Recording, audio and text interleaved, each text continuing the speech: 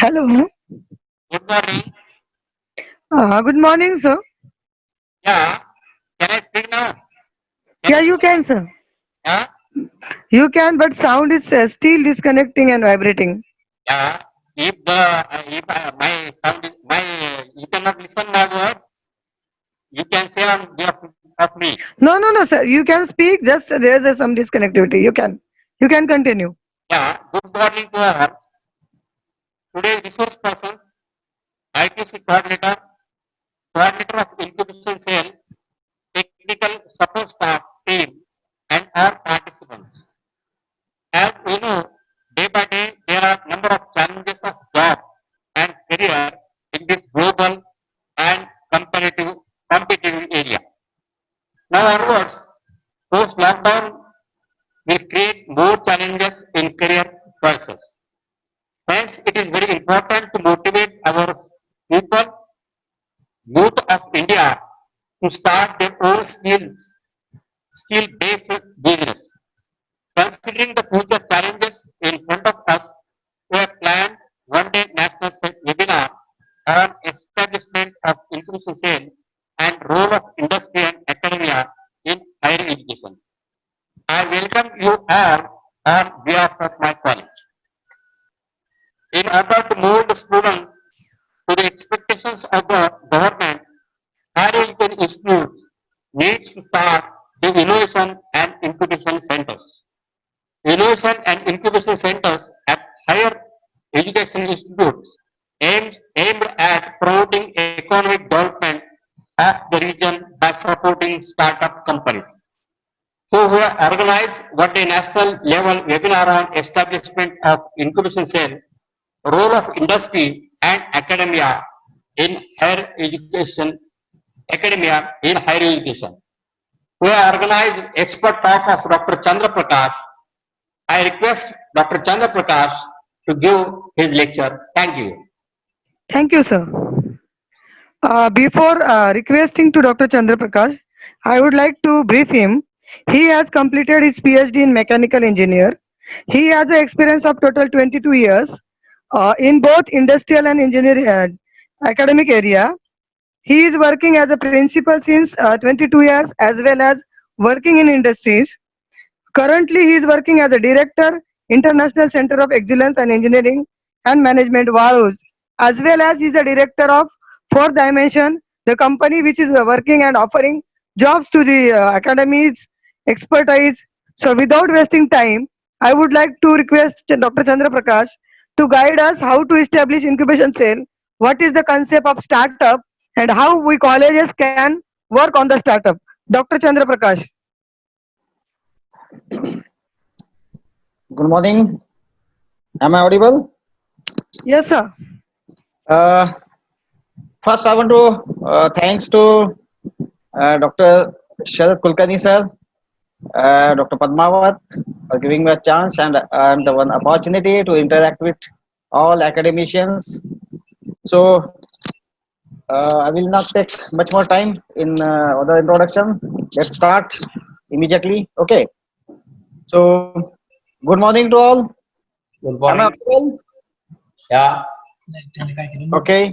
Okay. So let's start. Yes, sir. Yeah.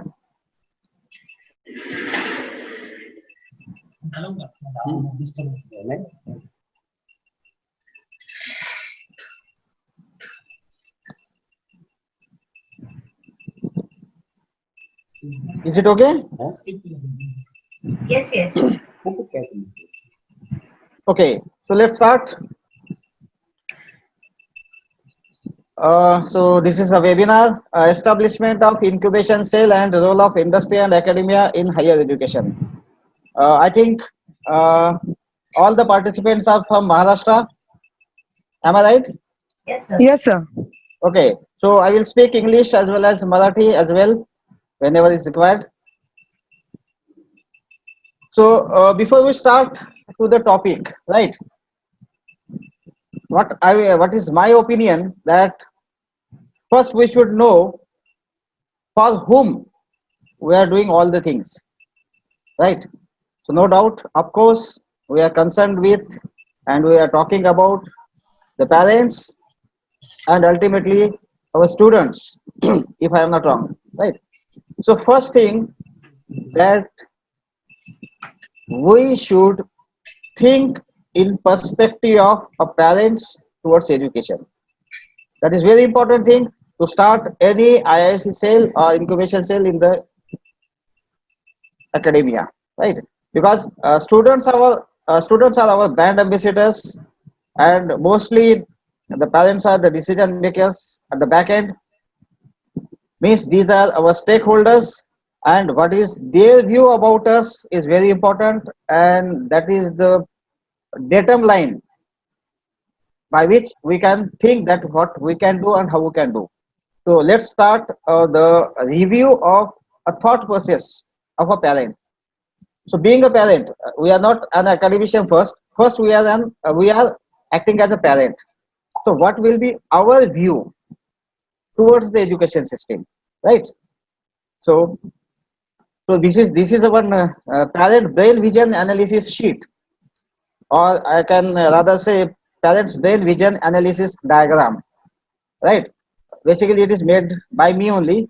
That is not any copy paste. Okay. So what being a parent, what our brain thinks, the base of our thinking about the education, about the current education, is on the basis of what we have got during our education tenure, right?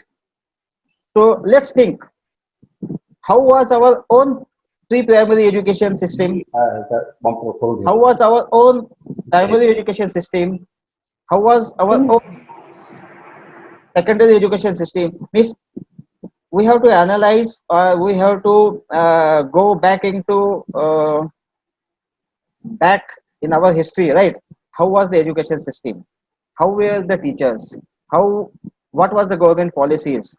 What was the transportation mode? What was the quality of studentship? What was the role of parents? What was the competitive market, right? On all these aspects, we have to think, and we think in that particular manner. So there are number of impacts on the basis of these experiences on our mind. So that is the first thing we should understand. And according to the impacts of the mind, we have a vision, or we have expectations. Rather, I will say vision expectations from current education system, right? So there is huge difference between these two education scenario. Means what we undergone, and what exactly the current scenario is.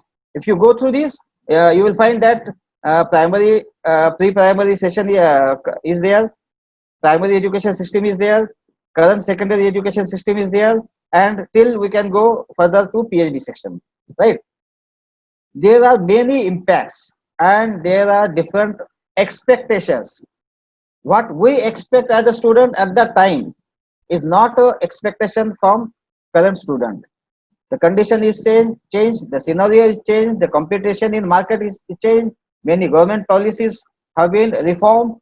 There are many things, and that analysis should be there in our mind before we start any incubation center, because these are the expectations from parent. So in perspective of parents vision, we should start the incubation cell. Okay. So I think this is okay, if I am not wrong.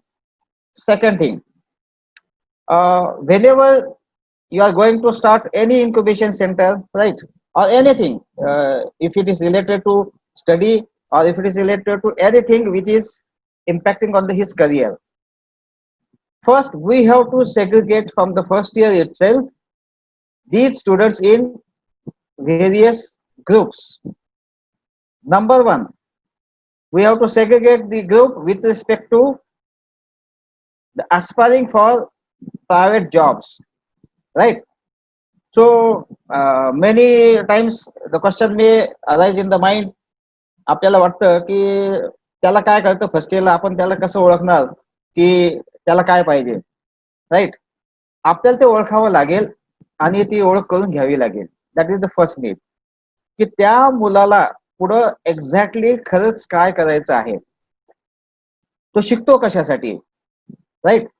Number एक की त्याला पुढे private job करायचा म्हणून. Number 2 त्याला का government मध्ये job करायचा म्हणून. नंबर 3 त्याला बिझनेसमॅन व्हायचंय किंवा एंटरप्रिनर व्हायचंय. नंबर 4 त्याला जॉब पण करायचा आहे आणि एंटरप्रिनरशिप मध्ये पण जायचंय, किंवा हे सगळे फील्ड सोडून त्याला दुसरीकडे कुठे जायचंय, like social work, politics, or any religious work. So we should be able to identify the category of the student, because this is the world of smartness. We should do smart work. We should not do only hard work, bull work, right? Definitely we have to go for smart work. So we have to smartly segregate the students group before we start any incubation activity. The third thing is very important, that before you start any IIC or incubation center, the most important thing that we have to change our thinking, the way of thinking. Okay, what is the way of thinking? It is nothing but we can call as, in current scenario, it's a design thinking. So it's not about a design, it's about the thinking, the way of thinking you adopt, right? So what this design thinking comprising of, काय असतं हे नेमकं design thinking आणि कशासाठी करावं? Basically design thinking starts from our home. घरापासूनच ही सुरुवात असते. आणि आपल्या घरी बेसिकली लेडीज या गोष्टी आपल्याला जास्तीत जास्त वेगवेगळ्या पद्धतीने शिकवत असतात, नो डाऊट. आई शिकवत असेल, बहीण शिकवत असेल, बायको शिकवत असेल, कोण जास्त शिकवतं हा भाग वेगळा, right. But what this concept of design thinking is, right? So basically design thinking comprises of, number 1, desirability. खरंच ती गोष्ट आपल्याला लागणार आहे का, का खरंच ती गोष्ट कस्टमरला लागणार आहे का, हे सगळ्यात आपल्याला महत्वाचं आहे. फॉर एक्झाम्पल एखादी फॅमिली आहे, नवीनच लग्न झालंय आणि 1च वर्ष झालंय, आणि समजा ते म्हणत असतील की मला एक 4 व्हीलर घ्यायची आहे आणि माझा इन्कम सोर्स फक्त 15,000 पर मंथ आहे. तर हे desirability concept you can apply. खरंच आता नीड आहे का, right? Means you have to think about the customer first. 100 ideas आपल्या डोक्यात असतात की मी हे केलं पाहिजे, मी ते केलं पाहिजे, ह्या गोष्टी मी केल्या पाहिजे, त्या गोष्टी केल्या पाहिजे. Yes, but whether these are desirable, you have to decide first. आणि हे आपल्याला घरूनच शिकायला मिळत असतं. Second thing, whether it is feasible. Feasibility is always related with respect to the technical aspect. म्हणजे मला व्हॉट्सअप पाहिजे आणि माझ्याकडे व्हॉट्सअप कम्पॅटेबल असणारा हेडफोनच नाहीये, तर ते फिजिबिलिटी नाहीये, राईट? म्हणजे whether it is feasible or not technically, that also you have to think about it. And third one is the viability. आता माझा मुलगा 8वीला आहे आणि मी त्याला स्मार्टफोन देतोय, मी माझ्या पैशाची इन्व्हेस्टमेंट करतोय. Whether it is viable with respect to his age, you have to think whether it is viable or not. It depends on the person, or it depends on the family. Okay, so this is concept of design thinking. याच्या पुढे प्रत्येक वेळेस आपल्याला 2 गोष्टी नेहमी ऐकायला मिळतील या वेबिनार मध्ये. सगळ्यात महत्वाचं, आयुष्यात सगळ्यात जास्त इम्पॉर्टन्स आपण कशाला देतो आणि इम्पॉर्टन्स कशाला असायला पाहिजे. नंबर 1, स्वतःचा time. And number 2, money, financial aspect. We are investing time and money both. Many time investment is count in terms of money, but the first preference should be given to the, not to the money, to the time, because once it's gone for forever. It will never return back. Okay, so design thinking हे आपल्याला स्वभावातच टाकावं लागेल. रोजच्या ज्या काही आपल्या daily routine आहेत त्याच्यात आपल्याला टाकावं लागेल.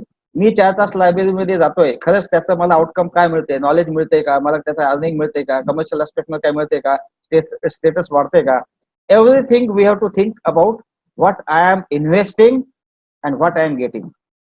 That is the basic concept when we are going to establish any incubation center or innovation center.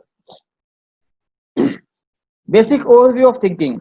Normally असं असतं, बऱ्याच वेळेस असतं की आपल्याला असं वाटतं की ही अशी अशी आयडिया आहे आणि ही बहुतेक जगात फक्त मीच एकमेव आहे की ज्याच्या डोक्यात ही आयडिया आहे आणि वेगळी आहे आणि सक्सेसफुल होईल. ही थिंकिंग आपल्याला बाजूला ठेवावं लागणार आहे की नॉर्मल थिंकिंग आपण म्हणूयात. बट द डिझाईन थिंकिंग ही जी असते याच्यामध्ये सगळ्यात महत्वाचं आहे की ही आयडिया जी आहे ही थर्ड स्टेप आहे. नॉर्मली आयडिया ही फर्स्ट स्टेप आपण डोक्यात ठेवतो, राईट. बेसिकली कस्टमर डोक्यात ठेवून, म्हणजे for example learn about the audience, right. आजचा जो मी वेबिनार घेतोय, मी पहिले हे विचारलं की वेदर ऑल पार्टिसिपेट्स और dignitaries are from Maharashtra. Yes, I asked. Marathi comfortable आहे. So I thought about the type of audience. So that should be the first step की कस्टमरची नीड काय ते मला कळायला पाहिजे. Then I should define exactly what they need. Then, on the basis of defining or sharpening the idea, sharpening the need, you can go for different ideas. वेगवेगळे ideas तुम्ही घेऊ शकता, स्वतःच्या घेऊ शकता, विद्यार्थ्यांच्या घेऊ शकता, स्टाफच्या घेऊ शकता, घरच्या घेऊ शकता. वेगवेगळ्या आयडिया, जेवढ्या जास्त आयडियाज असतील तेवढ्या तुम्ही आयडियाज समोर येऊ द्या आणि त्या आयडिया मधून द बेस्ट सुटेबल जे आहे ते सिलेक्ट करा आणि त्या बेसिसवर तुम्ही त्या गोष्टीसाठी you can have a prototype. What is prototype? Prototype is nothing but anything you launch. So before launching, you should have a small setup. Either it will be a small setup in physical system, or it can be a procedure design, what we are going to implement, right? And the last one is the test. Without any testing, आपण पुढे जायला नाही पाहिजे. हे design concept, design थिंकिंगचा महत्वाचा part आहे. So this is about overall design thinking. Design thinking तसं पाहिलं तर फार मोठं सेक्टर आहे, जिथं 6 तास बोललं तर कमीच आहे. बट एक जस्ट ओव्हरऑल डिझाईन थिंकिंग काय असतं. IIC सेल किंवा इनोव्हेशन अँड इन्क्युबेशन सेल स्थापन करण्याच्या अगोदर 3 गोष्टी आपल्याला माइंडसेट मध्ये टाकायच्या आहेत. नंबर 1, दॅट पॅरेंट्सची नीड काय, त्यांच्या व्ह्यूने आपल्याला स्वतःला पाहिजे. सेकंड थिंग की आजच्या डेटला डिझाईन थिंकिंग ही महत्वाची आहे, व्हेरी इम्पॉर्टंट. आणि जसं आपण म्हणतो की स्टुडंट्स आपल्याकडे येणार हे वेगवेगळ्या पद्धतीचे आहेत, राईट. तर अस्पायरिंग त्यांना कुठं जायचंय याचं सेग्रिगेशन हे महत्वाचं आहे. ह्या 3 गोष्टी केल्यानंतर पुढची जी स्टेप येईल that will be nothing but we can call as innovation and incubation centre establishment, right. So I think these 3 concepts are clear. If you have any doubts, you can ask at the end, right? I will be there to answer. So innovation and incubation centre in a simple way, आपल्याला फार काही complicated वे मध्ये जायचं नाहीये. साध्या सोप्या भाषेत innovation म्हणजे काय, जे काही तुम्ही इन्व्हेंट केलंय त्याला तुम्हाला कमर्शियलाइज करता येत असेल तर आपण त्याला इनोव्हेशन म्हणू. Otherwise that will be a dustbin मध्ये टाकण्यासारखी गोष्ट आहे, right. So unless and until you commercialize, there is no meaning for innovation. Second thing, what is an incubation? साध्या सोप्या भाषेमध्ये जर इन्क्युबेशनचे मला डेफिनेशन सांगायची असेल, राईट, तर सगळ्यात महत्वाचं आहे की it's creating and nurturing enterprising mindset. Any professional who has good knowledge, but if you don't have any enterprising mindset, then definitely is not going to survive in the market. So basically that is the basic thing. Incubation मध्ये creating and nurturing enterprising mindset हा सगळ्यात महत्वाचा parameter आहे. And he should know the importance of investment in terms of his own time, his own efforts and money, what he is getting. नाही तर टाकतच राहायचं आणि शेवटी आउटकम जर पाहिलं तर आउटकम काहीच नाही, फक्त नाव मिळतंय पण पैसे मिळत नाहीत. So there is no meaning. या सगळ्या गोष्टी त्यांना शिकवण्यात येतात. त्याच गोष्टीला आपण म्हणतो इन्क्युबेशन. फक्त टेक्निकल अस्पेक्टनं किंवा सायन्सच्या अस्पेक्टनं शिकवणं हे एक पार्ट झाला. But without enterprising mindset there is no meaning for incubation. त्याला ते कळालंच पाहिजे की बाबा तू टाइम देतोय, तू एवढी मेहनत घेतोय, तू पैसे टाकतोय आणि तुला मिळतंय काय? तर तुला इन टर्म्स ऑफ त्याच्या नॉलेज मिळालं पाहिजे, पैसेही मिळालं पाहिजे, स्टेटसही मिळालं पाहिजे, या सगळ्या गोष्टी त्याला मिळाल्या पाहिजेत. आणि जर त्या मिळत नसतील तर इन्क्युबेशनचा काहीही फायदा नाही. Right. So being a institute, innovation and incubation centre, what it is, हे नेमकं काय काम आहे याचं. Right. So basically promote innovation by creating an ecosystem that is conducive for the growth of startup in the region. त्या particular रिजनची local needs काय आहेत यासाठी हे स्टार्टअप्स आहेत इनिशियल स्टेजमध्ये. जोपर्यंत तुमचा एक्सपिरियन्स मोठा होत नाही तुम्ही मोठ्या गोष्टी विचार करू नये. कोणतीही मोठी गोष्टी छोट्यापासूनच सुरुवात होते. राईट. आपण डायरेक्टली असा विचार नाही, फॉर एक्झाम्पल सेलू, मी सेलूला बसून मी असा विचार नाही करू शकत की युएसए मध्ये ही सर्व्हिस लगेच प्रोव्हाइड करेल. That is not possible at all without any experience. होऊ पण शकते, but it will required experience. To start with it you have to go for identifying the local needs. Local मध्ये काय problems आहेत, needs find out करणे म्हणजे काय की त्या व्यक्तीने प्रॉब्लेम्सला फेस करणे. समजा एक खूप चांगल्या घराचा व्यक्ती आहे, पण त्याला कधी घरी प्रॉब्लेमच येऊ देत नाहीत. जे पाहिजे ते सगळं जागेवर मिळतं. He will not be successful. त्याला प्रॉब्लेम्स आले पाहिजे, त्याला त्या गोष्टीची जाणीव झाली पाहिजे. जेव्हा तो प्रॉब्लेम फेस करेल तेव्हाच त्याचं सोल्युशन निघेल. जसं आपण म्हणतो नीड जर असेल तर इन्व्हेन्शन्स होतात. कोरोनाचं आपण एक्झाम्पल घेऊयात. राईट. हेल्थ केअर सिस्टीम मध्ये ऑक्सिजन सप्लाय हा किती महत्वाचा इश्यू आहे आणि त्या गोष्टीसाठी आपण किती पैसे पे करत होतो फॉरेन कंट्रीज मध्ये. तेच ऑक्सिजन प्रोव्हाइडिंग सिस्टीम्स आजच्या डेटला जिथं मी 1.5 लाख रुपये आधी देत होतो 10 to 15,000 मध्ये इंडियामध्ये आम्ही रेडी केलेत. काय केलेत? कारण की नीड आली म्हणून आम्ही जागे झालो म्हणून आम्ही बनवलं. एका महिन्यात बनवलं. हेच आधी सुद्धा बनवता येत होतं, पण जोपर्यंत नीड येत नाही, जोपर्यंत प्रॉब्लेम येत नाही तोपर्यंत आपण त्याबद्दल विचार करत नाहीत. म्हणून need or problems, finding a solution of a problem is nothing but innovation. Right. Second thing, nurture entrepreneurship in those people who have a passion for knowledge generation and mentoring. Third one, make entrepreneurial driven communication initiatives recognized as a vital for supporting the sustainability indigenous enterprises. Sustainability आणि disruption हे दोन महत्वाचे aspect आहेत. कधी पण जेव्हा आपल्याला बिझनेसमध्ये जायचंय, तुमचा एखादा तुमचा खूप प्रॉडक्ट चांगला आहे, पण तो किती दिवस मार्केटमध्ये सस्टेन राहू शकतो याचा विचार आपण केला पाहिजे. आणि सेकंड, तुम्ही जी एखादी नवीन टेक्नॉलॉजी मार्केटमध्ये आणलेली आहे किंवा नवीन प्रॉडक्ट तुम्ही मार्केटमध्ये आणलेला आहे, हा कधी डिस्रप्ट होईल. म्हणजे आधी आपण पाहायचो की प्रत्येकाच्या घरामध्ये रेडिओ होते. राईट. आजच्या डेटमध्ये रेडिओ नाहीत, पण रेडिओ ऐकतोत आपण. रेडिओ नाहीत पण रेडिओ ऐकतो. That is disruption. म्हणजे रेडिओ गेले पण मोबाईल मध्ये रेडिओची फॅसिलिटी आली. That is disruption. Right. So ह्या ज्या गोष्टी आहेत या गोष्टीचं नर्चरिंग जिथं केलं जातं that is nothing but innovation and incubation centre. Basically whenever we are going to establish any innovation center or incubation center, right, first we have to decide the objectives.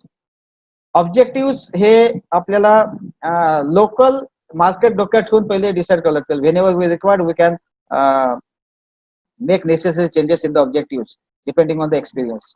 Right. Objective मध्ये सगळ्यात महत्वाचं आहे की मला सगळ्यात पहिले हे पाहायचं की माझ्याकडे माझ्या कॉलेजमध्ये काय काय रिसोर्सेस आहेत. माझी बिल्डिंग आहे, माझी जागा आहे, पाण्याचा सोर्स आहे, इलेक्ट्रिकलचा सोर्स आहे, आमच्या कॉलेजमध्ये असणारी मॅन पॉवर आहे, त्यांचं क्वालिफिकेशन आहे, त्यांचं एक्सपर्टाईज आहे, आमचे स्टुडंट्स आहेत, आमच्या स्टुडंट्सचे पॅरेंट्स आहेत. जर विचार केला तर एवढे रिसोर्सेस आपल्याला आपल्याच कॉलेजमध्ये सापडतील की त्या रिसोर्सेसचा कुठे ना कुठे वेगवेगळ्या पद्धतीने आपल्याला फायदा घेता येऊ शकतो. To create physical infrastructure and support system necessary for business incubation activities. Physical infrastructure तर आहेच, पण या बाकी सगळ्या रिसोर्सेस मला लिहून काढायला लागतील.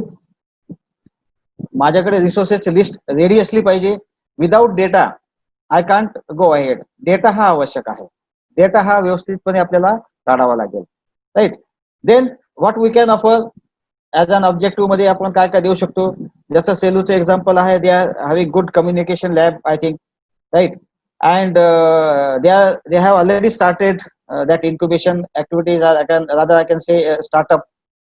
You are providing training to the students by paying fees, but yeah, students from outside also, not students, but again there are many people who wish to have business communication course with the institute. You are providing, that is nothing but a startup, right? Whatever facilities available with you, that has been utilized to run a business. So these are how much, which services you are to provide. It should be clearly mentioned in the objectives. Then facilitate networking with professional resources, include mentors, experts, consultants, advisors for these incubatees. हे जे काही incubation मध्ये मुलांची involvement असणार आहे. आणि मला खास सांगावं म्हणजे आनंद आहे याच्यात की गव्हर्नमेंटच्या पॉलिसीज ह्या खूप बदललेल्या आहेत. 2019 पासून इनोव्हेशन अँड स्टार्टअप पॉलिसीज या रिफॉर्म्स खूप चांगल्या पद्धतीने केल्या आहेत. इथे फक्त स्टुडंट हे ओरिएंटेशन नाहीये, स्टाफ सुद्धा ओरिएंटेड आहे. स्टुडंट, स्टाफ, मॅनेजमेंट या तिघांनाही स्टार्टअप करण्याची संधी उपलब्ध आहे. फक्त मुलांसाठी नाही, स्टाफ सुद्धा बिझनेस उभा करू शकतो त्या कॅम्पसमध्ये. That is officially allowed, right. आणि संस्थेला सुद्धा त्याचे फायदे अनेक आहेत. संस्थेला सुद्धा एक maximum profit range up to 9.5% संस्थेला सुद्धा ते मिळू शकतं. म्हणजे संस्थेने सुद्धा त्याच्यातून या गोष्टी जर अर्निंग होत असतील तर त्यांच्या रेग्युलर रुटीनसाठी, मेंटेनन्ससाठी किंवा बऱ्याचशा गोष्टीसाठी, डेव्हलपमेंटसाठी यूज करता येऊ शकतात. या अँगलने आपण त्याला ऍज अ रेव्हेन्यू जनरेशन म्हणून सुद्धा पाहू शकतो. म्हणजे संस्थेलाही फायदा आहे, स्टुडंटलाही फायदा आहे, स्टाफलाही फायदा आहे, तिघांनाही फायदा आहे. तर आपण या गोष्टीला जायला काहीच हरकत नाही.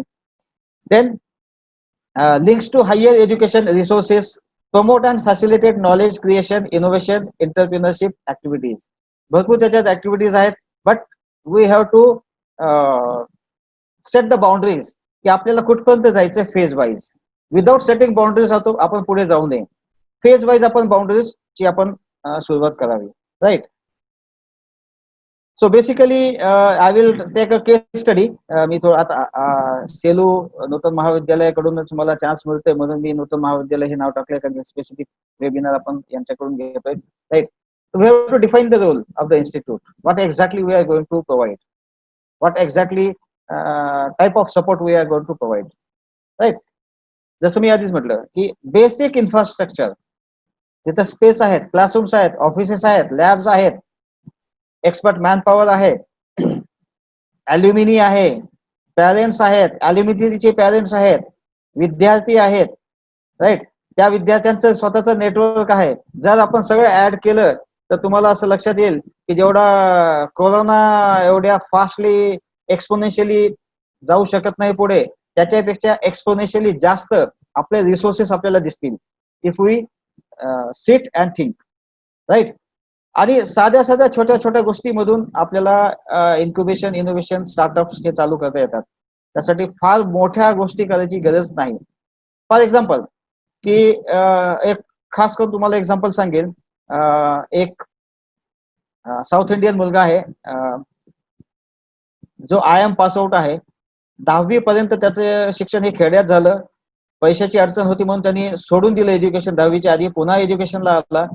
एज्युकेशनला आल्यानंतर तो NIT त्रिची मधून पासआउट झाला आणि त्यांनी नंतर IIM मधून त्याचं शिक्षण पूर्ण केलं. आणि आजच्या डेटला तो सॉफ्टवेअर इंजिनियर आहे आणि IIMचा पासआउट आहे. बट त्यानं जे स्टार्टअप चालू केलं ते एका खेड्यातून चालू केलं, खेड्याच्या नीडहून चालू केलं किंवा तालुक्याच्या नीडहून चालू केलं. आणि that is just supplying of idli batter. आणि हे जे आहे त्याचा बिझनेस 4 वर्षामध्ये नाव ही cross more than 500 crore. Can you believe? 16 सिटीमध्ये त्याचा बिझनेस आहे. मुस्तफा त्याचं नाव आहे. तुम्ही गुगलवर जाऊन जर त्याचं चेक केलं तर तुमच्या लक्षात येईल की IIMचा माणूस इडलीचं पीठ याचा बिझनेस सेटअप नेला त्यांनी 500 करोडच्या वर. म्हणून सगळ्यात महत्वाचं हे आहे की आपण जेव्हाही बिझनेस इन्क्युबेशन असं म्हणतो, राईट, तेव्हा असं नाही की टेक्नॉलॉजिकलीच आपण काहीतरी गोष्टी घेतल्या पाहिजे की नाही मला सॉफ्टवेअर बनवायचं किंवा मला मशीनच बनवायची. नथिंग. तुम्ही कोणत्याही बिझनेसला त्या लेवलला नेऊ शकतात. Being a professional educator professional, तुम्ही कोणत्याही बिझनेसला वेगवेगळ्या पद्धतीने नेऊ शकता. आपल्या एज्युकेशनच्या बाउंड्रीज आपण डिफाईन करायच्या नाही. अप्लिकेशनच्या वेळेस आपण कुठेही बाउंड्रीज लावायची नाही. ऑब्जेक्टिव्ह मध्ये बाउंड्री लावायची, आपण अप्लिकेशन मध्ये बाउंड्रीज लावायची नाही की मी सायन्सचा आहे, मी फिजिक्सचा आहे, तर मी फिजिक्स मध्येच बिझनेस मध्ये आलो पाहिजे. Not necessary. तुमचं एंटरप्राइजिंग माइंडसेट लोकल नीडला काय सपोर्ट करू शकतं, दॅट इज व्हेरी इम्पॉर्टंट. आणि त्या बेसिसवर आपण पुढे बिझनेस इन्क्युबेशन मध्ये गेलो पाहिजे. राईट. देन जसं मी म्हटलं की थर्स्ट एरिया इन्क्युबेशन मध्ये तुम्हाला एक्झॅक्टली काय करायचं, you to define the boundaries. आता काही थर्स्ट एरियाज मी तर मेन्शन केलेले आहेत जे की सगळ्यांसाठीच अप्लिकेबल आहेत. मग ते कॉलेज तालुक्याचं असेल, डिस्ट्रिक्टचं असेल, मेट्रो सिटीचं असेल, भारतात असेल, भारताच्या बाहेर असेल, दीज थर्स्ट एरियाज ह्या सगळीकडेच अप्लिकेबल आहेत. याच्यातलं तुम्ही कोणताही एक थर्स्ट एरिया घ्या, 2 घ्या, 3 घ्या, 4 घ्या. नॉट नेसेसरी की सगळ्याच्या सगळेच घ्यायला पाहिजे. 2 ते 3 जरी तुम्ही घेतल्या तरी हरकत नाही आणि you can start with. For example, औरंगाबादला इंडस्ट्रियल एरिया आहे आणि औरंगाबादमध्ये इंडस्ट्रियल एरियामध्ये बरेचसे वर्कर बाहेरच्या साईडहून येतात, राहतात. राईट.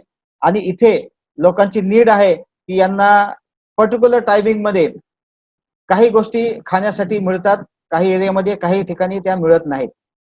आणि तुम्ही त्याच्यातून जर नीड बेस अभ्यास केला तर तुमच्या लक्षात येईल की जो बिझनेस मुस्तफाने केलेला आहे तिकडे, तो बिझनेस मी इथेही रन करू शकतो. नॉट ऑन बिग मॅनर, पण छोट्याच्या ह्याच्यात मी रन करू शकतो. So you have to go for need base. आणि प्रॉब्लेम्स 100 आहेत, प्रॉब्लेम्स हे आयुष्यभर राहणार आहेत.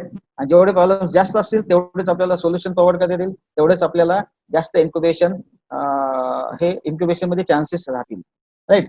So basically dairy products, biofuel. आता बायोफ्युएल मध्ये एक मुद्दा म्हणून सांगेल की biofuel is not a engineering aspect. प्रत्येकाच्या शेतामध्ये जे काही आपण पीक काढतो त्याच्यानंतर जे काही कचरा जो राहतो, झाडांचा पाला पाचोळा, राईट, त्याची नीड ही मार्केटमध्ये आहे. त्या बेसिसवर ब्रिकेट्स अँड पॅलेट्स बनवले जातात. एमएनसीज कंपनी ते विकत घेतल्या जातं त्यांच्याकडे. कोल आपलं आपण माहिती आहे की नॅचरल रिसोर्सेस कमी कमी होत जात आहे, तर ब्रिकेट्स अँड पॅलेट्स हे पर्याय म्हणून तिथे वापरले जातात. आणि हे सगळं खेड्यामध्ये अवेलेबल आहे. आणि हे खेड्यातून जे अवेलेबल आहे त्याला प्रॉपर सायंटिफिक वेने जर ब्रिकेट्स आणि पॅलेट्स बनवले तर ह्या इंडस्ट्री एमएनसी मध्ये सुद्धा आपण खेड्यात बसून सुद्धा बिझनेस करू शकतो. असे वेगवेगळे सेक्टर्स आहेत जिथं we can invest our time and money to get proper outcomes. What are basically activities of incubator.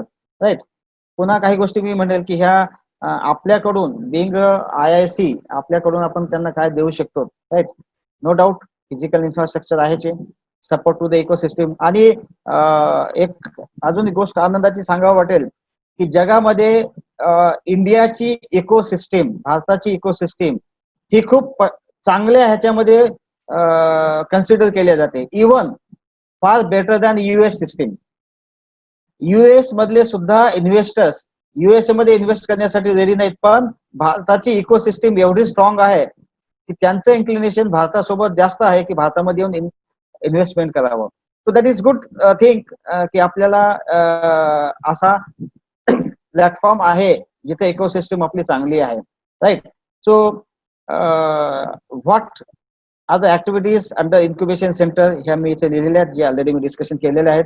आणि त्याच्यात मी पुन्हा सांगतो, रिपीट करतो की संस्थेला सुद्धा तिथं 9.5% ऑफिशियली शेअर घेता येतो to develop the incubation centre and to they can use this particular amount or income for institute development. वेगवेगळ्या प्रकारचं असोसिएशन ह्या इन्क्युबेशन करत असताना लागतातच. विदाउट असोसिएशन आपण पुढे जाऊ शकत नाही. असोसिएशन ह्या डिस्ट्रिक्ट लेवलला असतील, असोसिएशन सिटी लेवलला असतील, असोसिएशन स्टेट लेवलला असतील, असोसिएशन कंट्री लेवलला असतील, और it may be international level association.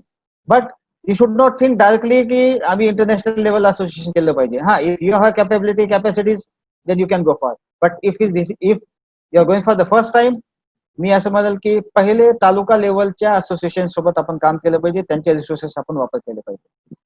कसे करायचे, काय करायचे, केस टू केस कस्टमाइज पद्धतीने पुढे आपण जेव्हाही तुम्हाला whenever you get time we can discuss on the individual level, right? Second thing, industrialists and representatives of various industrial associations, research and academic institutions.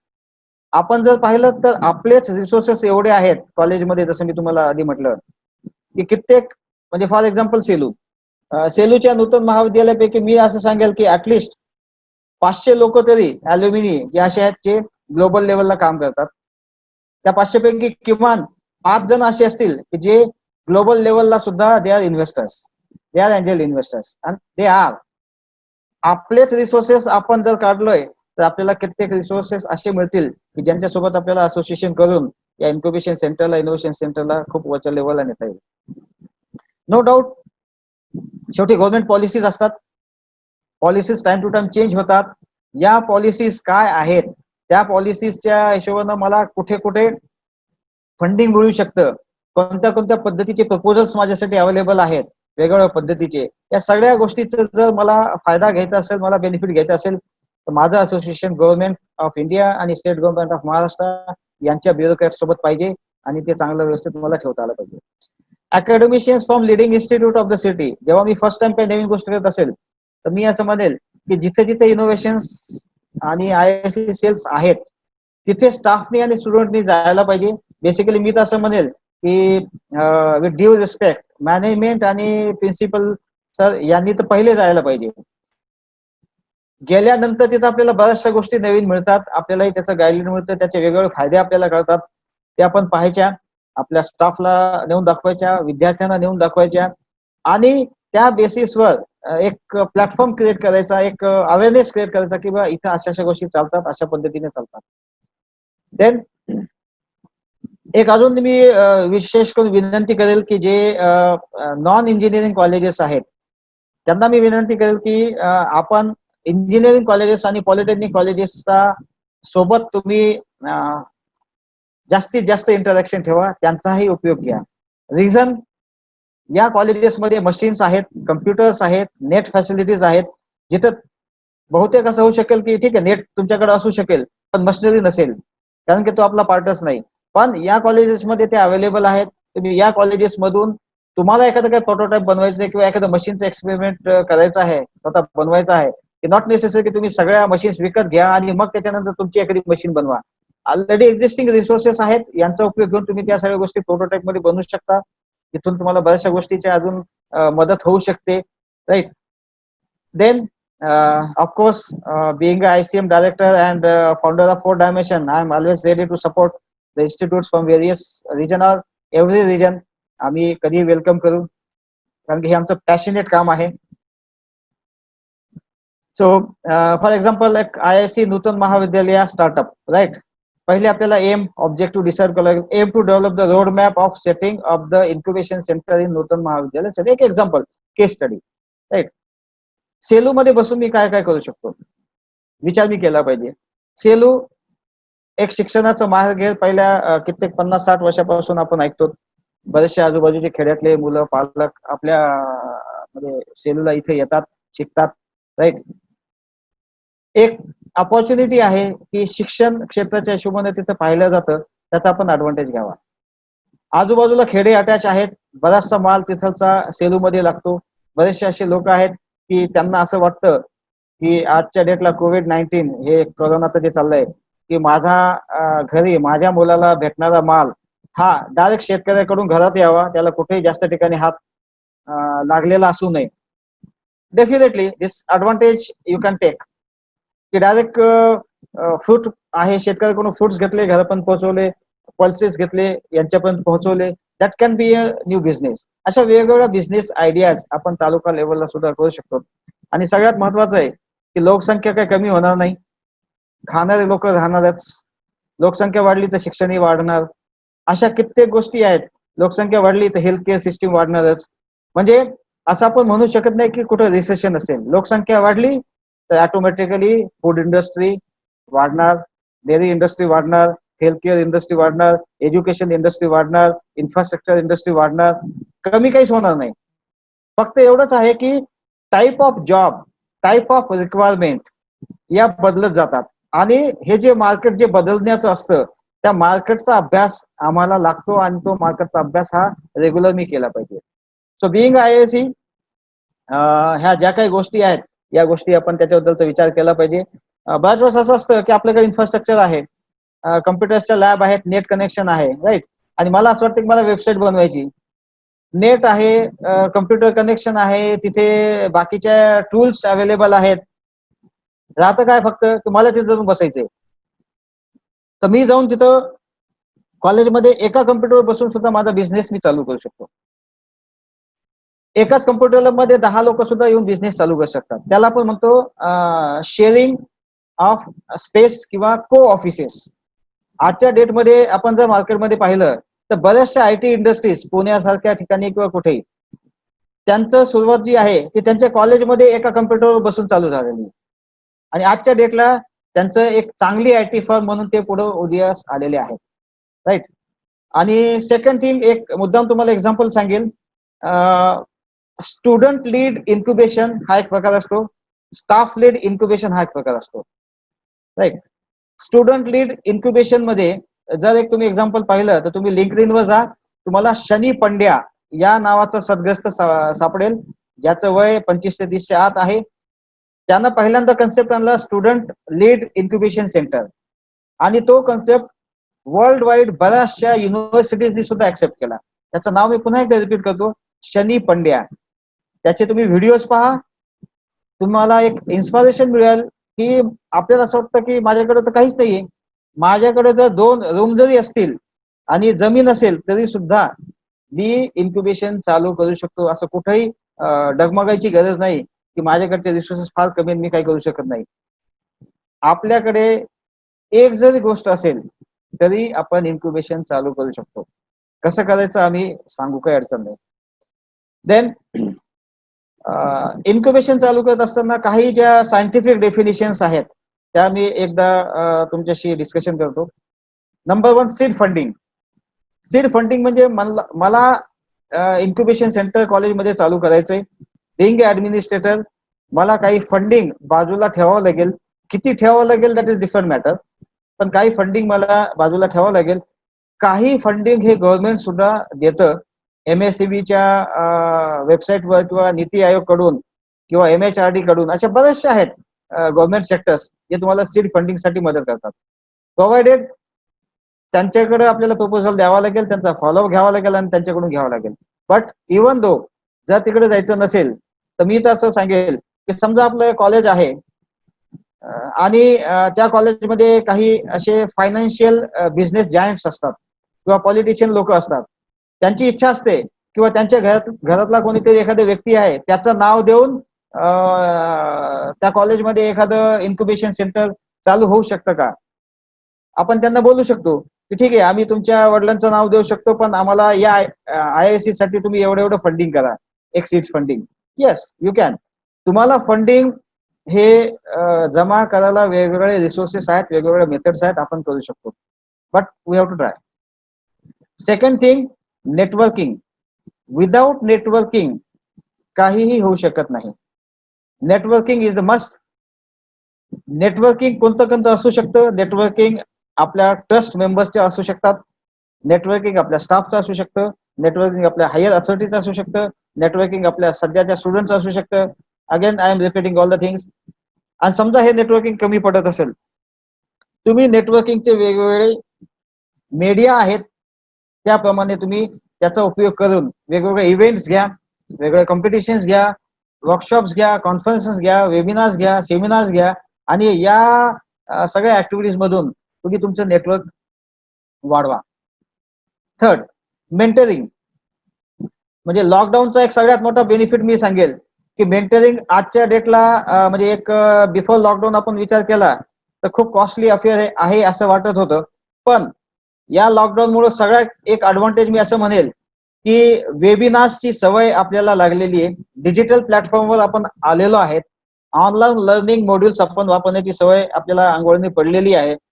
तर जगातल्या कोणत्याही ठिकाणाहून जर मला मेंटरिंग पाहिजे तर मला कमीत कमी कॉस्टिंग मध्ये समटाइम्स फ्री ऑफ कॉस्ट मध्ये सुद्धा मला मेंटरिंग ही पॉसिबल होऊ शकते. देन बिझनेस सपोर्ट सर्व्हिसेस, याच्यामध्ये what are the legal licensing काय आहे, त्याच्यानंतर तुम्ही जे काही बनवलेलं आहे ते स्टडी मटेरियल असेल, रायटिंग मटेरियल असेल, डिझाईन असेल, तर intellectual property right, IPR activities याच्याबद्दलचं तुम्हाला सपोर्ट करता येऊ शकतो. देन टॅक्स सर्व्हिसेस याच्याही तुम्हाला सपोर्ट करू शकतो. म्हणजे बिंग इन्क्युबेशन सेंटर या सगळ्या गोष्टी मला त्या विद्यार्थ्याला किंवा त्या स्टाफला जो इन्क्युबेटी असणार आहे त्याला मला सपोर्ट करायला लागणार आहे. पाचवं जे आहे ते ब्रँडिंग. मी असं म्हणेल की ज्यालाही कोणाला इन्क्युबेशन सेंटरमध्ये पाय ठेवायचा आहे, सगळ्यात महत्वाचं त्याला पहिले या 2 गोष्टी शिकवायच्या, ज्याच्यामध्ये मी सांगेल की फोटोशॉप किंवा कलर ड्रॉ याच्यापैकी एक आलंच पाहिजे. सेकंड, डिजिटल मार्केटिंग टूल्स त्याला वापरता आलेच पाहिजे. ह्या 2 गोष्टी त्याला कंपल्सरी, बाबा हे पहिले शिक आणि मग तिकडे मध्ये पाय ठेव. का? कारण कोणतीही गोष्ट जोपर्यंत तुम्ही मार्केटिंग करत नाही तोपर्यंत विकल्या जात नाही. जसं आपण म्हणतो की बोलणाऱ्याचे मराठीमध्ये म्हण आहे, जे काही असेल ते विकल्या जातं, राईट. दगडही विकायला बसलाय तो, पण जर त्याला बोलताच येत नाही तर सुंदर सोन्यासारखा गहू सुद्धा त्याला विकता येणार नाही. आजच्या डेटला डिजिटल प्लॅटफॉर्मवर या 2 गोष्टी अत्यावश्यक आहेत, मिनिमम रिक्वायरमेंट आहेत, मिनिमम प्री रिक्विजिट्स आहेत की ज्या आपल्याला IIC मध्ये पाय ठेवायच्या अगोदर त्या विद्यार्थ्याला किंवा त्या स्टाफला ज्याला करायचंय ह्या 2 गोष्टी आल्या पाहिजे. कारण दिस इज अ मार्केटिंग टूल आणि याच्यावर या मार्केटिंग टूलला आपण कोणावर डिपेंडंट राहिलं नाही पाहिजे. नो डाऊट हे तुम्ही बाहेरून करू शकता, पण ते डिपेंडन्सी जाईल आणि डिपेंडन्सी म्हटलं की त्याला टाइम राहत नाही, बाउंड्री राहत नाही. म्हणून ह्या 2 गोष्टी मिनिमम आपल्याला ह्या आल्याच पाहिजेत, नसेल येत आपल्याला शिकावं लागतं, राईट. आणि सगळ्यात महत्वाचं प्रत्येक इन्क्युबेशन सेंटरमध्ये सगळ्यात बेसिक गोष्ट जी करायची आहे ती अवेअरनेस क्रिएट करायची आहे. आपल्याकडे नेट आहे, लोकांकडे स्मार्टफोन आहेत, राईट, इन्फ्रास्ट्रक्चर आहे. पहिले 8 दिवस जे काही आपल्याकडे डिजिटल प्लॅटफॉर्म अवेलेबल आहे याचा उपयोग घेऊन किमान 10 सक्सेस स्टोरीज एंटरप्रेन्योरशिपच्या ह्या आपण पाहिल्या पाहिजे, त्याचे व्हिडिओज पाहिले पाहिजे. आणि हे सगळं मटेरियल नेटवर अवेलेबल आहे. आजच्या डेटमध्ये इंडियाचा सगळ्यात मोठा स्टार्टअप हब म्हणून बेंगलोरला पाहिलं जातं. आपण गुगलमध्ये फक्त असं जरी टाकलं की स्टार्टअप स्टोरीज टेडेक्स, तर तुम्हाला तिथे लाईव्ह व्हिडिओज किंवा जेवढे काही व्हिडिओज आहेत ते पाहायला मिळतील, ज्याच्यामध्ये सक्सेस स्टोरीज आहेत. आणि त्या सक्सेस स्टोरीज फक्त सक्सेसच्या नसतात, त्याच्या मागे किती वेळेस तो फेल झाला आणि तो फेल्युअर मधून कसा बाहेर निघाला, that is very important.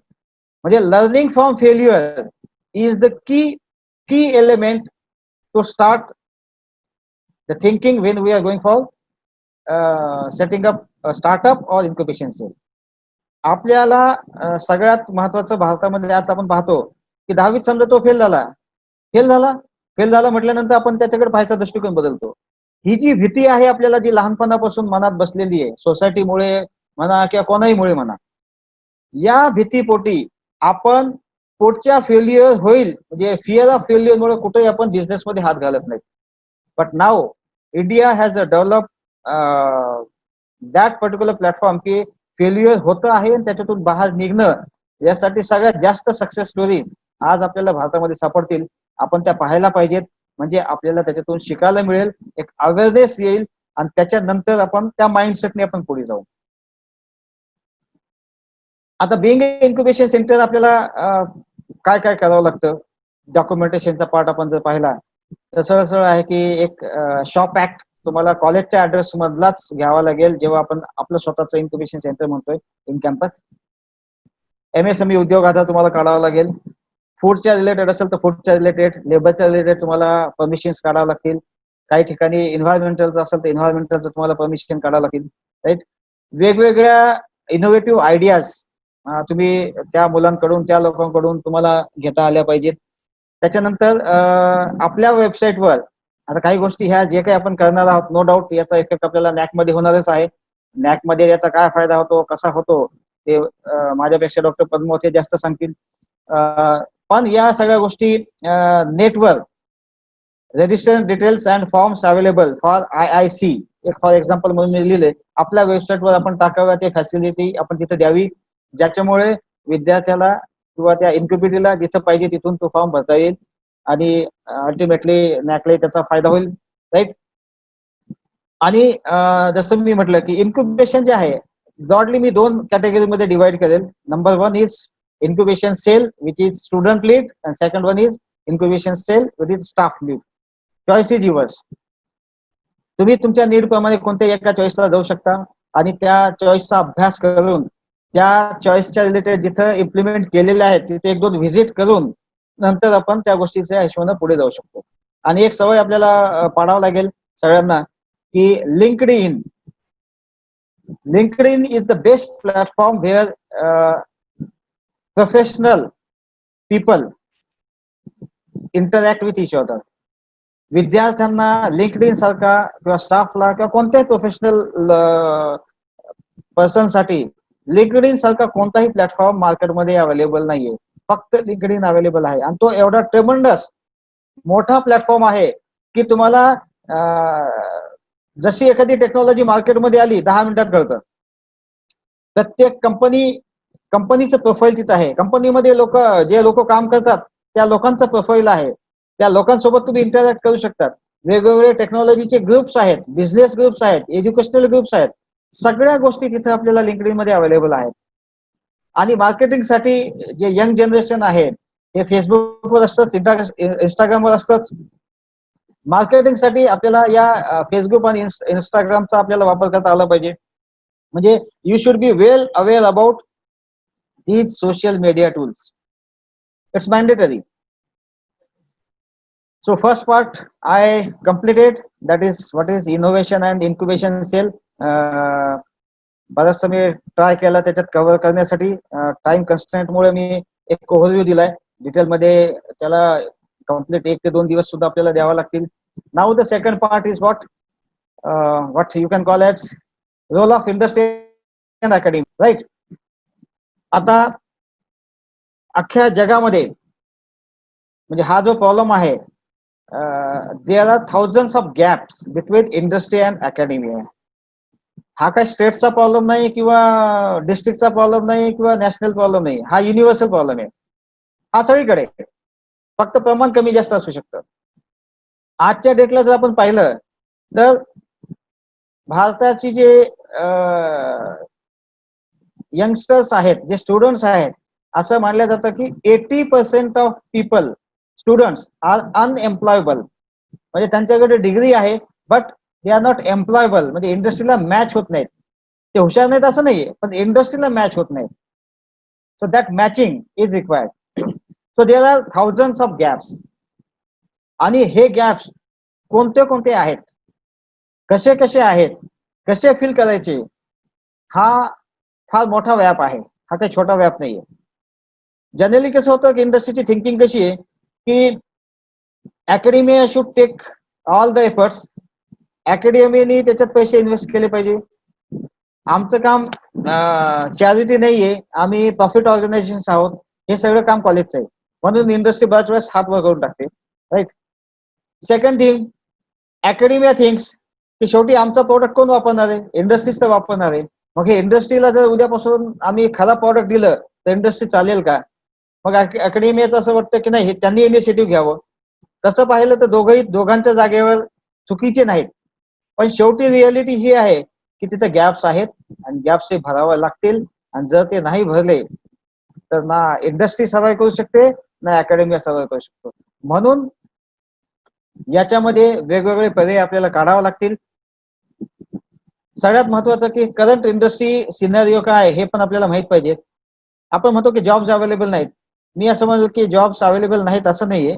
ट्रेमंडस jobs available आहेत. But the type of job, जो जॉबची जी टाइप आहे that is not compatible with the student education और स्टुडंट पोर्टफोलिओ. सेकंड थिंग की 1% पेक्षा कमी इंडस्ट्रीज या अकॅडमी सोबत कनेक्टेड आहेत.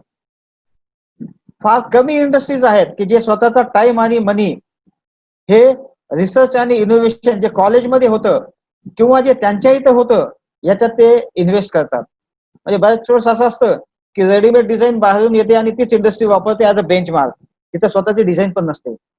पण डिझाईन आणि या सगळ्या ज्या गोष्टी आहेत रिसर्च ऍक्टिव्हिटीज या अकॅडमिक्स मध्ये होतात. पण या अकॅडमिक्स मधल्या रिसर्च आणि डिझाईन्स हे इंडस्ट्री वापरत नाही, ज्या की चांगल्या असू शकतात. राईट. पुढचा पार्ट की टाईप ऑफ जॉब ज्या इंडस्ट्रीमध्ये जो अवेलेबल आहेत आजच्या डेटला जर आपण पाहिलं तर apprenticeship, deem trainee, internship, graduate trainees, management trainees अशा वेगवेगळ्या टाईप ऑफ जॉब अवेलेबल आहेत जे फ्रेशरसाठी. पण हे टाईप ऑफ जॉब कोणत्या पद्धती आहे, कोणत्या जॉबच्या याच्यात काय फायदा आहे, काय त्याचे लॉज आहेत, ह्या गोष्टी ऍक्च्युली या मुलांना माहीत नसतात. किंवा इव्हन दो असं म्हणू आपण की अकॅडमियाला माहिती नसतात, कारण की they are not at all related to the recruitment field. आणि रिक्रुटमेंटच्या फर्म्स आहेत किंवा जे रिक्रुटर्स आहेत they are not at all attach with the academia. Right. कारण की तो त्यांचा बिझनेसचा पार्ट आहे. म्हणून हे कसं की हे टाईप ऑफ जॉब कोणता आहे हे सुद्धा तिथं माहिती नसतं. म्हणून हे सुद्धा नॉलेज तिथं माहिती पाहिजे. बऱ्याचशा ठिकाणी जॉब असे असतात की ज्या थर्ड पार्टी असतात. पण थर्ड पार्टी म्हणलं तर मुलं लगेच पळून जातात की मला थर्ड पार्टी नको. पण थर्ड पार्टी ह्या सर्व्हिस सेक्टरमध्ये अपॉर्च्युनिटी सगळ्यात जास्त आहेत आणि त्याच्यात जायलाही काही अडचण नाही. म्हणजे असे बरंचसं आहे की करंट सिनारिओ इंडस्ट्रीमध्ये असे आहेत की टाईप ऑफ जॉब याच्याबद्दल मुलांना अवेअरनेस नाही, अकॅडमीला अवेअरनेस नाहीये, म्हणून जॉब असून सुद्धा मुलं तिथपर्यंत जात नाही. बेसिकली गॅपची डेफिनेशन आपण काय म्हणायची? गॅपची डेफिनेशन असं नाही म्हणायचं की शिक्षण कुठं तुम्ही मागे पडले. बिलकुल असं म्हणायची गरज नाही. Industry demand minus student portfolio याला आपण म्हणू gap. Clear cut definition. Industry demand and student portfolio that is gap. Gap हा कधीही असं नाही की टेक्निकल किंवा प्रॅक्टिकल स्किल्स मध्येच असतो. वेगवेगळे गॅप्स जे जो काही माझा अभ्यास आहे त्या बेसिसवर मी काही क्लासिफिकेशन गॅप्स केलेले त्याच्याबद्दलचं मी एक थोडासा ओव्हरव्ह्यू घेईल. सगळ्यात महत्वाचा जो आहे तो लर्निंग ऍटिट्यूड गॅप. विद्यार्थ्यामध्ये सगळ्यात कमी जे काही आहे त्यांच्यामध्ये किंवा लर्निंग ऍटिट्यूड हेच नाहीये. एकदा समजा मी BA केलं तर माझं काम संपलं, मला अजून काही पुढे शिकायचं नाही किंवा सिलेबसच्या बाहेर काही पाहायचं नाही किंवा गाईडच्या बाहेर पाहायचं नाही, नवीन गोष्ट शिकायची नाही, हे जे काही आहे it's a learning attitude gap. Second thing expectation gap. म्हणजे कधी कधी असं असतं की समजा आपण एक एक्झाम्पल घेऊ की सेलूच घेऊ. सेलू मध्ये एक मुलगा आहे आणि तिथे एक इंजिनिअरिंग कॉलेज आहे, त्यानं BE कम्प्युटर्स केलं. राईट. आणि IT इंडस्ट्री ही औरंगाबाद मध्ये आहे आणि तो एक्सपेक्ट करतो की मला जॉब सेलू मध्ये मिळाला पाहिजे. हे शक्यच नाही, कारण IT इंडस्ट्रीज तिथं नाहीये. जर IT इंडस्ट्री तिथं नसेल तर सरळ गोष्ट आहे की it's expectation gap with respect to location. Second हे की त्याला असं वाटतं की मी तर एवढी इन्व्हेस्टमेंट केलेली आहे, मला 20,000ची स्टार्ट मला मिळालीच पाहिजे. Again it's a salary expectation gap. Type of appointment. तो असं म्हणतो की नाही मला नेम ट्रेनिंग नको, मला अप्रेंटिस नको, मला ग्रॅज्युएट ट्रेनिंग पाहिजे. It's not a your choice. Choice इंडस्ट्रीची आहे, विद्यार्थी म्हणून आपली तिथं नाही. म्हणून हे वेगवेगळे प्रकारचे एक्सपेक्टेशन गॅप आहेत, ज्याच्यामध्ये सॅलरीच्या रिलेटेड आहे, पोझिशनच्या रिलेटेड आहे, टाईप ऑफ अपॉइंटमेंट आहे, लोकेशन आहे. तिसरं जे आहे ते अवेअरनेस गॅप. मुलांमध्ये जे कोणी मुलं पुढे एज्युकेशन झाल्यानंतर सॉरी अवेअरनेस नाही की कोणत्या कोणत्या रिजन मध्ये कोणत्या कंपनीज आहेत, कोणत्या टाईपच्या कंपनीज आहेत, त्या कंपनीमध्ये अप्रोच कसं करायचं, जायचं कसं, इंटरव्ह्यू कसा फेस करायचा, त्यांना काय लागतं, ह्या सगळ्या गोष्टींचा अवेअरनेस त्यांना नाहीये. That is awareness gap. पुढचा जो गॅप आहे दॅट इज कम्युनिकेशन गॅप.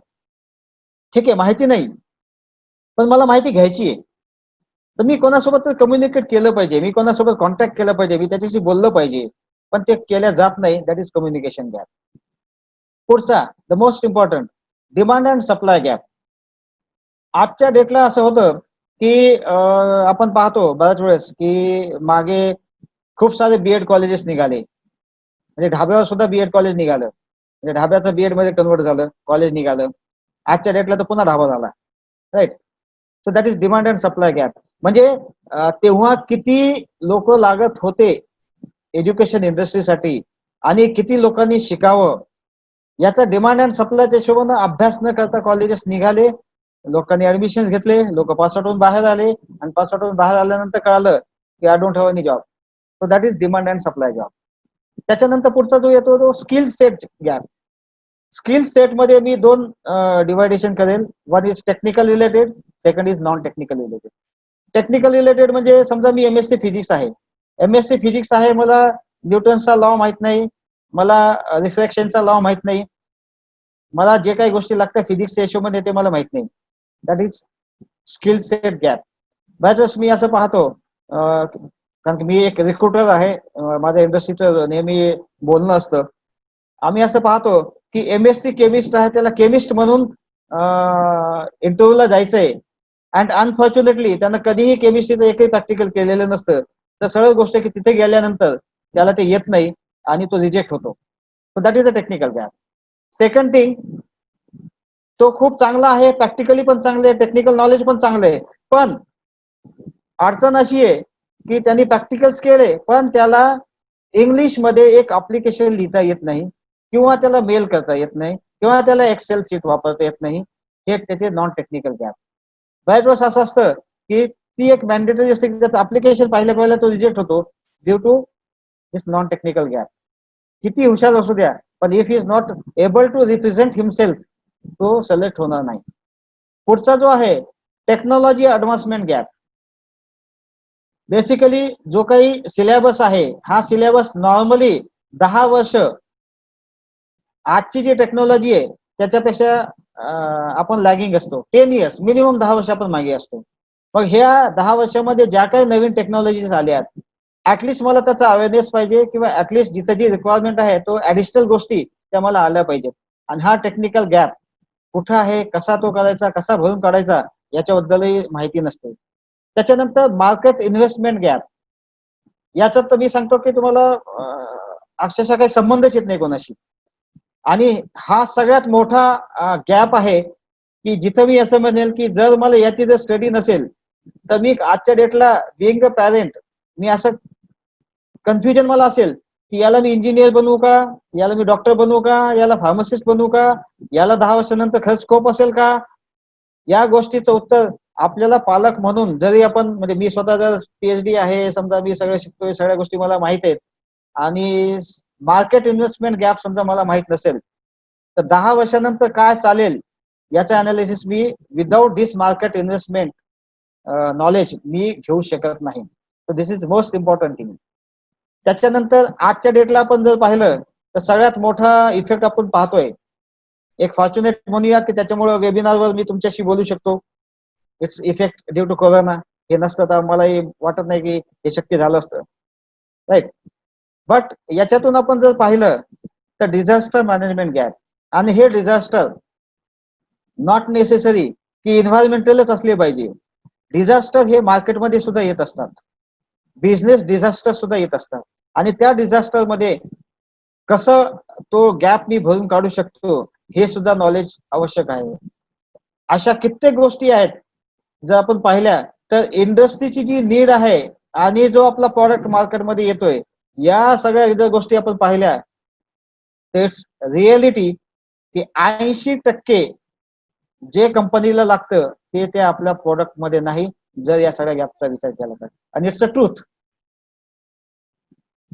आता हे भरायचं कसं? काही रोल्स इंडस्ट्रीचे आहेत, काही अकॅडमिशियन्स आहेत, पण दोघांचं कॉम्बिनेशन जरी केलं तरी ते भरल्या जाणार नाही. It's a reality. Neither industry alone can fill the gap nor academia alone can fill this gaps. Even industry and academia दोघांनी जरी सोबत आलं तरीही सुद्धा हे गॅप्स पूर्णपणे भरता येऊ शकत नाही. इथे तुम्हाला कॅटलिस्ट हा लागतोच. To bridge gap between industry and academia, without a catalyst it is not at all possible to fill the gap. Reasons, industry target oriented असते, टाइम बाउंड असते, इंडस्ट्रीला प्रेशर असतं, इंडस्ट्री तेवढा टाइम देऊ शकत नाही. At the same time academia, लोक कित्येक वेळेस असं म्हणतात की टीचर लोकांना काही काम नसतात, पण त्यांना काय माहिती की टीचर लोकांना काय काम असतात. आपल्याला माहिती आहे की आपण आहोत म्हणून आपल्याला माहिती आहे. आपल्याला ऍडमिशन काउन्सिलिंग असतं, ऍडमिशन असतं, ऍडमिशनच्या नंतर अकॅडमिक्स असतं, अकॅडमिक्सच्या नंतर टेस्ट असतात, त्याचं एक्झाम असते, त्याचं इव्हॉल्युशन असतं, त्याचं असेसमेंट असतं, असेसमेंटच्या नंतर पुन्हा ह्या इन्क्युबेशन्स आल्या. म्हणजे विचार करेपर्यंत आपली सायकल 365 डेची कधी संपते आणि कधी चालू होते हेच आपल्याला कळत नाही. आणि आपल्याकडे पाहायचा दृष्टिकोन असा असतो की यांना काय काम असतं, राईट. पण आपल्याला माहित असतं की आपल्याला काय काम असतं, राईट. अकॅडमिया सुद्धा एवढा वार्षिक कॅलेंडर्स मध्ये बिझी आहे. व्हॅकेशन म्हटलं तर व्हॅकेशन मध्ये वेगवेगळ्या प्रकारचे आपल्याला ट्रेनिंग प्रोग्राम्स असतात, 15 दिवसाचे असतात, महिन्याचे असतात, वेगवेगळे वर्कशॉप्स असतात. ठीक आहे, म्हणजे अकॅडमिया सुद्धा एवढा बिझी आहे, इंडस्ट्री सुद्धा एवढा बिझी आहे. तर मग हे सगळं भरायचं काम करायचं कोणी? तर याचं आन्सर एकच आहे, you need catalyst. But still there are some rules of industries. What industry can provide? Internships, industrial visits, expert talks, industry-based projects, provision of CSR fund and placement. हा इंडस्ट्रीचा रोल आहे. पण हा रोल त्यांच्याकडून कसा काढून घ्यायचा हा अकॅडमिया पार्टवर पण आहे डिपेंडन्स जास्त. आणि मोस्टली मी असं सांगेल की 90%, 99% म्हणजे आपण समजा असं म्हटलं की सगळ्या गोष्टी इंडस्ट्री देण्यासाठी तयार आहे. But do you think that it is too easy to get them in practical aspect? Of course, 99% not. Very few institutes are able to do it.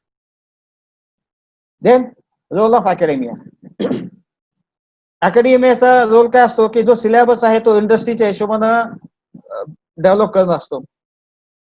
अकॅडमियाचा दुसरा प्लॅटफॉर्म रोल असा असतो की इंडस्ट्री पीपल सोबत interact करण्यासाठी एक platform create करावा. अकॅडमियाचा जो हा येऊ शकतो की वेगवेगळ्या प्रकारच्या जे ट्रेनिंग्स आहेत जे मार्केटमध्ये लागतात त्या अपार्ट फ्रॉम सिलेबस ह्या एक प्लॅटफॉर्म द्यायचा आणि तो कॉलेजमध्ये आपण कंडक्ट करायचा. Arranging and facilitate for campus interviews or full campuses हे अकॅडमिया करू शकतो. रिसर्च अँड डेव्हलपमेंट ऍक्टिव्हिटीज ह्या अकॅडमिया प्लॅटफॉर्म उभा करू शकतो. Incubation and innovation cell for startup हे आपण उभं करू शकतो. Arranging funding from different sources that we can do. पण ह्या सगळ्या गोष्टी रोल आपला आहेत. But still again, do you think is it happening smoothly in each and every college? My answer will be of course 99% not. याच्यासाठी वेळ आणि तसे लोक लागतात. वेळ आहे, लोक नाहीत, लोक आहे, वेळ नाही, दोन्ही आहे, पैसा नाही, 100 रिझन्स आहेत. याच्यासाठी सगळ्यात महत्वाचं जे आहे मी ज्याला असं म्हणेल की this gaps can be only fulfilled or filled with the role of catalyst. आणि मार्केटमध्ये आजची ही सगळ्यात मोठी नीड आहे की जर इंडस्ट्री आणि अकॅडमिया याच्या मधील जो गॅप आहे जर फुलफिल करायचा असेल तर कॅटलिस्ट लोकांची संख्या ही वाढली पाहिजे, कॅटलिस्ट फर्मची संख्या वाढली पाहिजे, जी अनफॉर्च्युनेटली आजच्या डेटला तुम्हाला क्वचितच सापडेल. No doubt you will find training institutes, but training institute cannot be considered as a catalyst. कॅटलिस्टला काय आलं पाहिजे ह्या सगळ्या गोष्टी मी इथे लिहिल्या आहेत. कॅटलिस्ट हा फार वेगळ्या प्रकारचा व्यक्तिमत्व असेल किंवा वेगळ्या प्रकारचा फर्म असेल. याला पण एक नवीन करिअर असं म्हणू, एक नवीन करिअर असं म्हणू जो bridging between gap between industry and academia करेल. Catalyst as an external agency, either it can be a person or it can be a firm. Catalyst offers purely paid services. Clear cut mind setup आपला पाहिजे की कोणताही catalyst हा नेहमी free of cost मध्ये काम करणार नाही. It will be a purely paid service. Catalyst कसा पाहिजे, त्याच्या कॅपेबिलिटीज काय पाहिजे? सगळ्यात महत्वाचं, he should have strong network in industry as well as in academia. He should have strong network with investors, mentors, venture capitals, techno-social network. He should have addiction, or he should be well aware about using techno-social network like LinkedIn. He should have adequate knowledge of recruitment. Without knowledge of recruitment, catalyst काहीही कामाचा नाही. Strong knowledge of current market needs, आजच्या डेटला काय लागतं ते माहिती पाहिजे. त्याची एक प्रेडिक्टिव्हिटी अबिलिटी पाहिजे की फ्युचरमध्ये काय लागणार आहे, 10 वर्षानंतर कोणती इंडस्ट्री वर येईल, कोणत्या टाईपची इंडस्ट्री वर येईल, कोणत्या टाईपचे इन्व्हेस्टमेंट होणार आहे, कोणत्या रिजन मध्ये होऊ शकतं, कोणत्या स्टेटमध्ये होऊ शकतं, याचं प्रेडिक्टिव्ह अनालिसिसची अबिलिटीज पाहिजेत. Study and analytical abilities to design curriculum as per market need. म्हणजे जी विद्यार्थी आपण ज्या पहिल्या स्लाइड मध्ये पाहिलं की वेगवेगळ्या मुलांना आपल्याला वेगवेगळ्या ह्याच्यात सेग्रिगेट करायचं, किंवा तुला गव्हर्नमेंट जॉबला जायचे का, तुला इंडस्ट्रीमध्ये जायचे का, तुला याच्यात जायचे का, जे सेग्रिगेशन असेल त्या सेग्रिगेशनच्या बेसिसवर you have to design the curriculum with respect to market need apart from the syllabus. Then हा जो कॅटलिस्ट असेल याचा स्वतःचा जो माइंडसेट आहे तो एंटरप्राइजिंग वाला पण पाहिजे आणि इनोव्हेटिव्ह माइंडसेट सुद्धा पाहिजे. Then he should have ability to have consistent feedback and follow system adapter.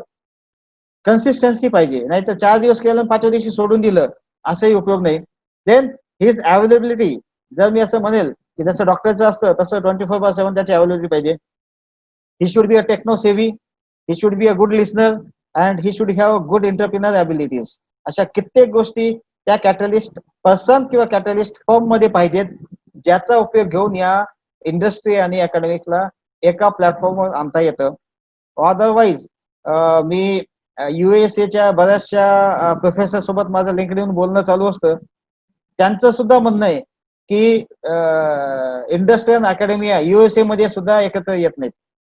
जपानमध्ये सुद्धा आपले एक इंडियन आहेत जे तिथे ऍज अ MP म्हणून बसतात, एकमेव आहेत. त्यांचं सुद्धा असं म्हणणं आहे की जपानमध्ये सुद्धा अजून आम्ही त्या एक्सपेरिमेंटल स्टेज मध्येच आहोत, अजूनही आम्ही तो गॅप भरून काढण्याच्या हिशोबाने पक्के झालेलं नाही. म्हणजे सांगायचं तात्पर्य हे की कंट्री कितीही डेव्हलप असली तरी this is a universal problem and this can not be field unless and until a catalyst is there. So this one example. जसं मी सांगेल की इन्क्युबेशन अँड इन्क्युबेटर याच्यासाठी जर मला द्यायचं असेल तर अमेझॉनचे संस्था जे हेड आहेत ज्यांनी चालू केलं राईट, त्यांचं एक वाक्य आहे, आजच्या डेटला Amazon is one of number 1 in the world right. त्यांचं असं म्हणणं आहे की 18 वर्षापासून ते आहेत right. They are successful because of, जसं म्हणलं की design thinking, put the customer first. त्यासाठी डिझाईन थिंकिंग लागते. इन्व्हेंट, तुम्ही नवीन नवीन शोध केलेच पाहिजेत, त्याच प्रॉडक्टला घेऊन बसणं उपयोगाचं नाही. अँड जर तुम्हाला बिझनेसमॅन बनवायचे, एंटरप्रिनर्स बनवायचे, स्टार्टअप्स करायचे, तर पेशन्स हे पाहिजेत. पेशन्स शिवाय ह्या सगळ्या गोष्टी कधीही पॉसिबल होत नाहीत. So with this quote from a renowned businessman, I will finish my most probably 1 hour webinar. Thanks to all. Any questions, please? Thank you.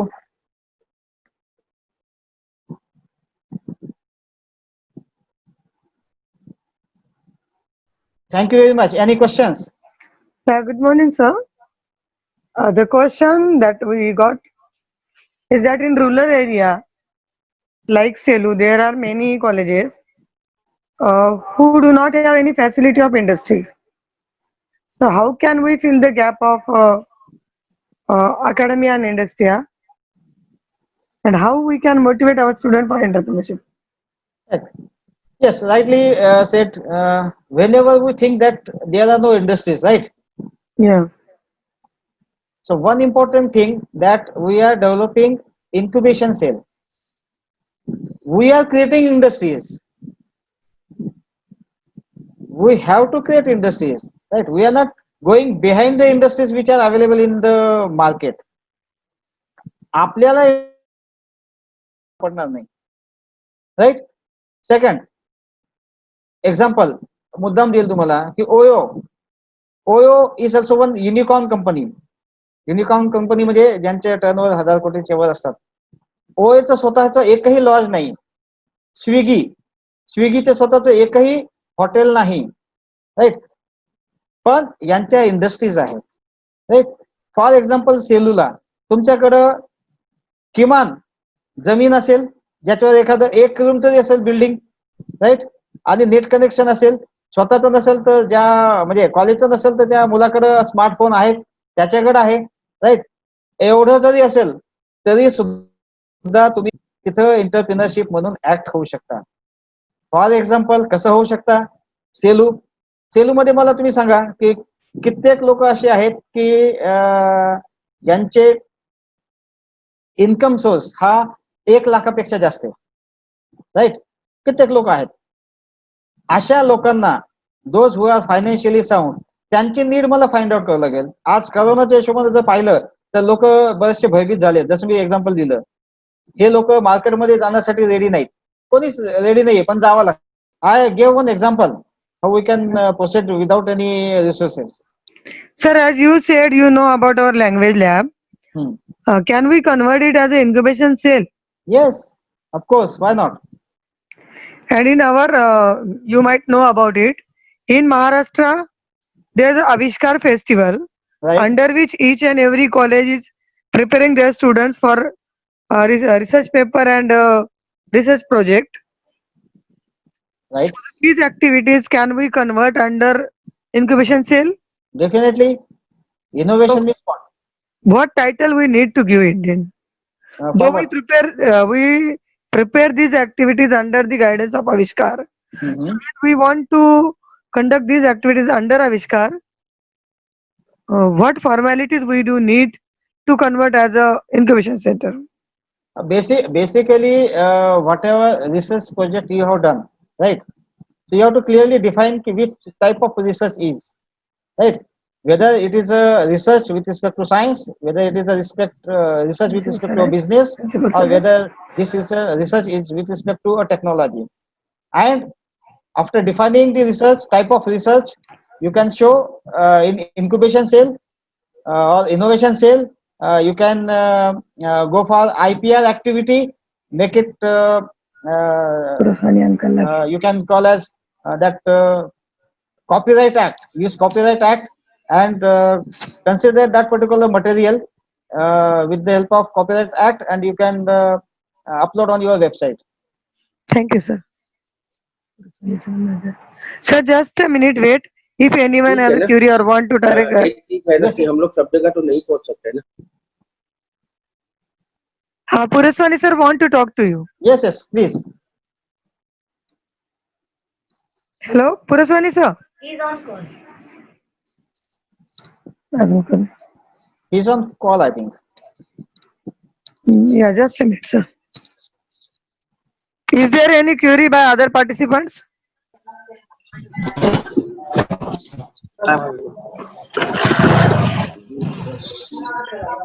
Hello. I have asked one question in the chat. So you can ask directly. Okay, I have one doubt, sir. Yes, sir. ठीक है. Okay. So after getting the shop act and I continue, sir. Your voice is breaking, sir. Am I audible? Yes. So after registration of shop act and MSME, what is the next procedure to register the startup? Is it required to register the startup under any like Dharmadaya and any other? Basically, startup is a business. Okay. Right. First, you have to go for the thing. Which type of startup is? Is it a food processing or is it agro related? Right. So accordingly, you have to go for licensing. If it is Licensing according to one, you have to go for 3 licenses again, right? Labor license, environmental license, and related to food. आता टाकले ठेवलं ना fridge मध्ये. So Everything is- वेगवेगळे licence त्या बिझनेसवर dependent आहे की आपल्याला करावं लागतं. Okay, everything is available online. Yes, everything is available online, and sometimes you have to go in the government department to get the issue, that certificate. Thank you, sir. Thank you. Thank you. Anything?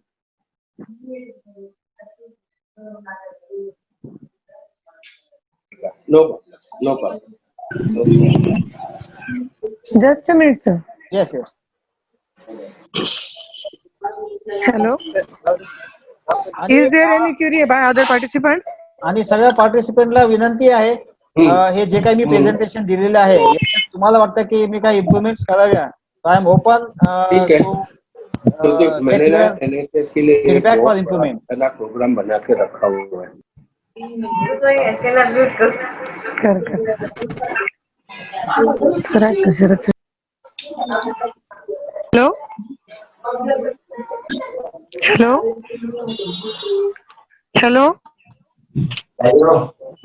is there any query by other participants? No, No. no. Hello, may I proceed for vote of thanks, or is there any query by other participants? Please raise your hand or drop a message on group.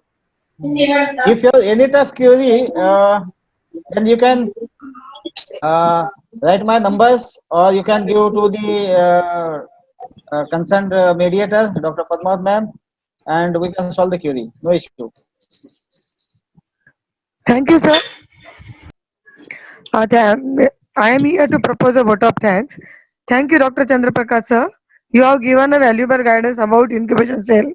We have a number of questions about it. So your valuable guidance may support you, and hope this guidance will be provided to you for all the colleges whenever they need. If they want, I will provide your contact number to them.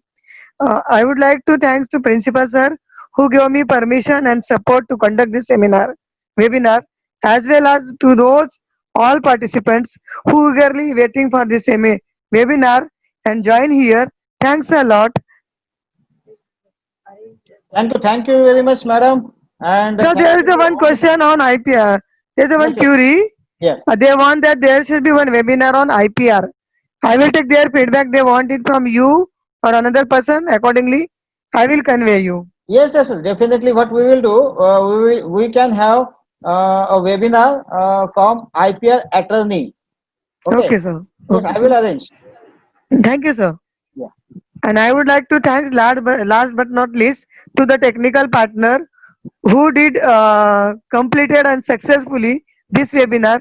Thanks a lot to all again on behalf of IQC coordinator, IQC cell and Nutan Mahavidyalaya. Thanks a lot. Thank you. So Thank you very much. I am closing the meeting. Thank you. Thank you.